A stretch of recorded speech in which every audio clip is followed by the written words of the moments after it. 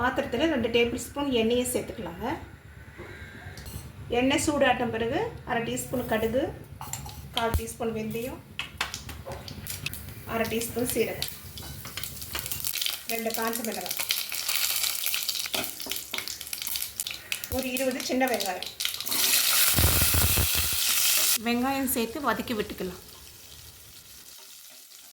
கொஞ்சமாக கருவேப்பிலை சேர்த்துக்கலாம்.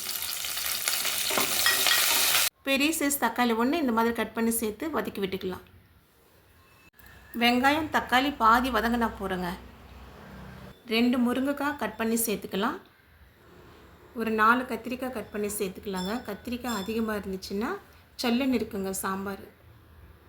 2 பச்சை மிளகாய் சேர்த்துக்கலாம். பச்சை மிளகாய் சேர்த்த பிறகு மீடியம் ஃப்ளேமில் ஒரு 5 நிமிஷம் வதக்கிக்கலாம்.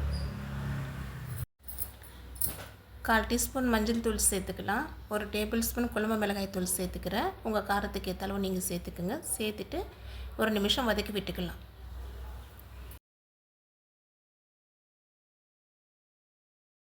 காய் வேகிற அளவுக்கு கொஞ்சமாக தண்ணி சேர்த்துக்கலாங்க. தேவையான அளவு உப்பு சேர்த்துக்கலாம். ஒரு வாட்டி கலந்து விட்டுடலாங்க. மூடி போட்டு மீடியம் ஃப்ளேமில் காய் வேகிற வரைக்கும் வேக வச்சுக்கலாம். கோலி சைஸ் அளவு புளி எடுத்து ஊற வச்சுருக்கேங்க. இது கரைச்சி எடுத்துக்கலாம். மாங்காய் போடுறதுனால புளியை கொஞ்சமாக சேர்த்துக்கலாம்.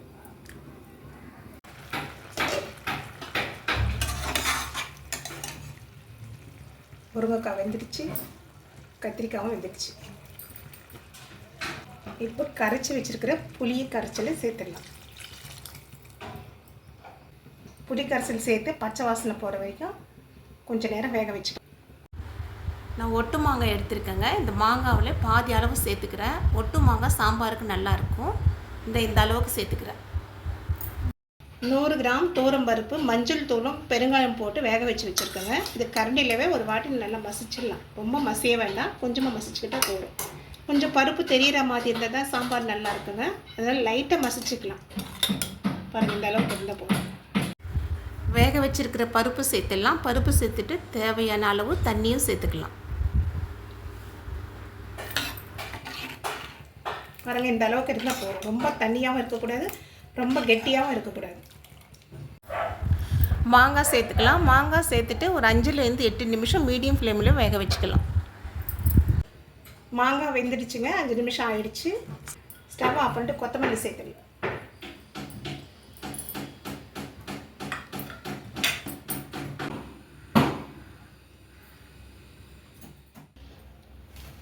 ஒரு கட்டு சிறுகீரைங்க. இது நல்லா க்ளீன் பண்ணிவிட்டு 3 தண்ணியில் சுத்தமாக அலசி வச்சுருக்கேங்க. இப்போ நம்ம இது பாத்திரத்தில் சேர்த்துக்கலாம்.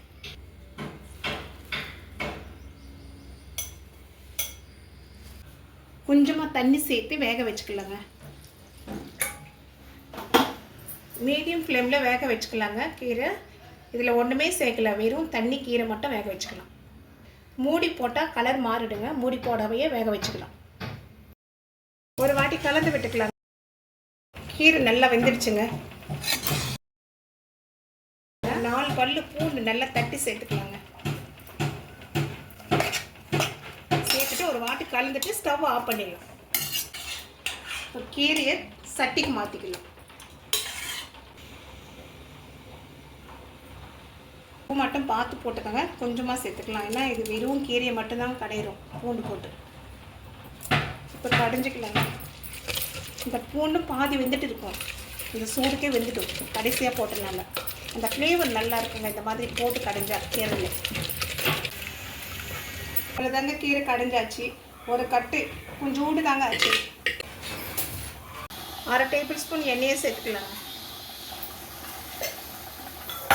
1/4 டீஸ்பூன் சீரகம் சேர்த்துக்கலாம். ஒரு காஞ்ச மிளகாய் பொரிச்சு சேர்த்துக்கலாம்.